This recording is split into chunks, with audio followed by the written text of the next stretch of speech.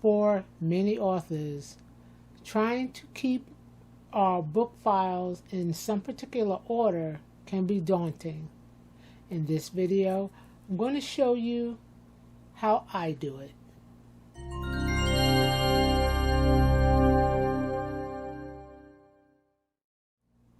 I am Monique, self-published indie author, here to share with you the ins and outs of self-publishing. If you're new to my channel, then please click on the subscribe and notification buttons so that you know when I upload a new video. Today, I'm going to share with you how I set up all my files for my books. As you know, I am now starting a second pen name, and it will need its own file as well. So let me go ahead and jump into my files and show you. To begin with, I have one file that contains all my authors. I have one file that contains ideas, blurbs, and concepts that do not have an outline yet. The last one is just as it says, waiting to schedule. It already has its outline made out and it's just waiting to be written. Now this is basically 5 years worth of work. And yes, it's all saved and backed up twice, just in case.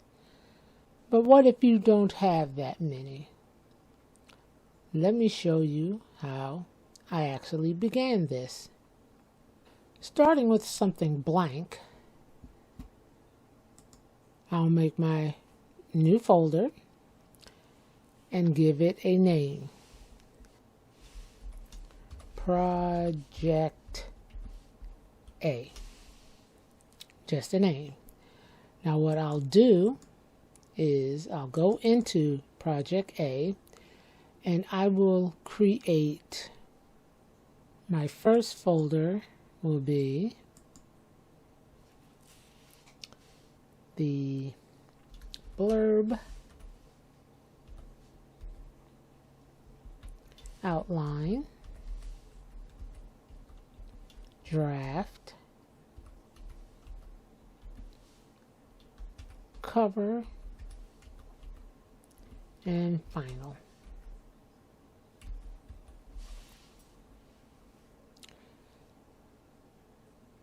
This is exactly what it says. This is where my blurb will go.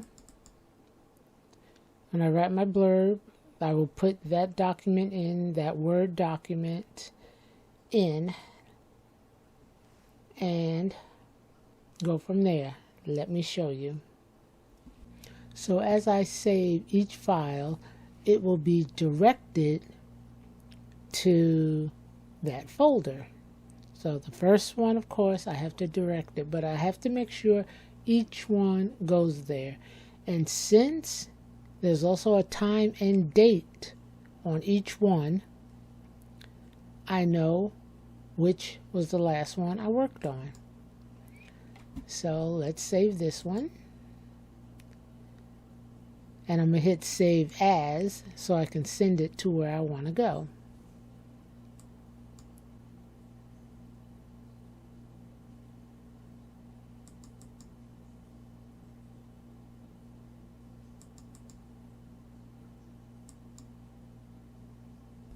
Now with that saved, there is Project A blurb. Now let me do the same with the outline, draft, as well as a final. So here would be the outline,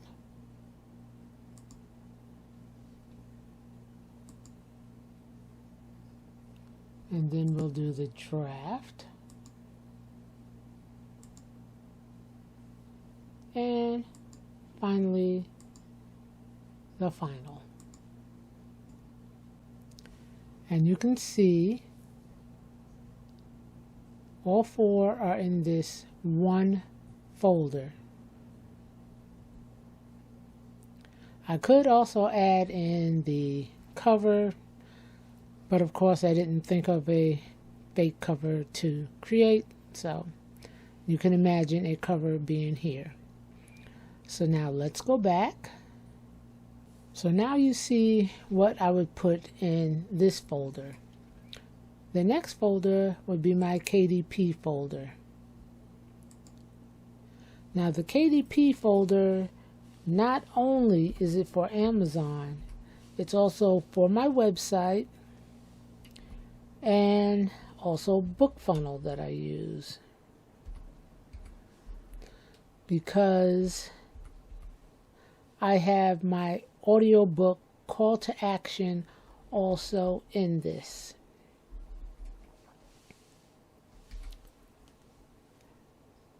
Now if you are using,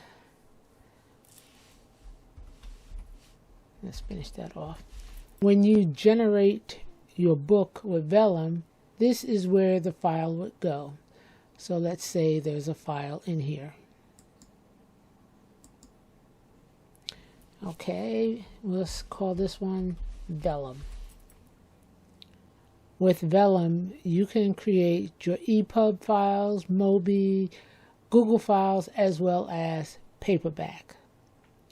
And all four will be here just to show you how it looks in one of mine. Here is a book I formatted using Vellum. This particular file was made just for KDP and myself. So when I click on it, you can see it has an EPUB, Kindle, and print. Actually, I didn't make a Google for this one because Google will take the EPUB, but afterwards I started making files just for Google. Anyway, each one of these has their own file. This EPUB I can only use for myself. I cannot use this on Smashwords or Draft2Digital because of the call to action it contains. Let's go back. Of course, here is the outline blurbs and draft. This one here marks retailers is just that. This one is for everybody else. So the EPUB, as I said, I can use for Draft2Digital and Google. And to show you what I mean about the call to action, let me click on the print and show you. Here's the front page of my book. I'm going to show you what the difference is. This one is for retailers only. Nothing different. And it starts at join my newsletter. Now let me show you the one that's made for KDP and myself. Okay, this is for KDP, Lulu, and there's my difference. This right here. Because I have a call to action for audiobooks, I cannot put this on Smashwords, Google, or Draft2Digital, who sends out to everyone else. This is not allowed, and this is why I make two different versions. Now there's one more thing that I have to do. Now you see why there is a separate folder for retailers.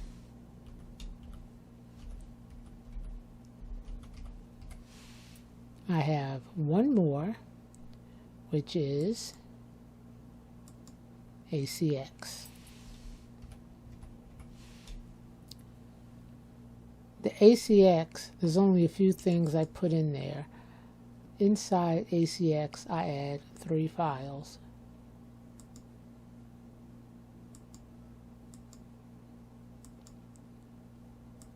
The first file is the script,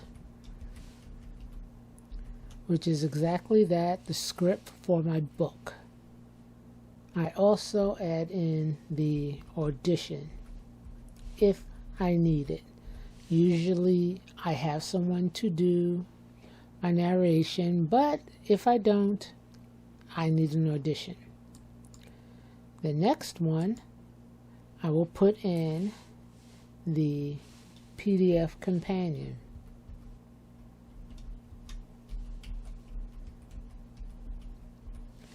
Not all of my audiobooks will get this, but if it doesn't need it, I won't even make this file. And the last folder, of course, is the audio files.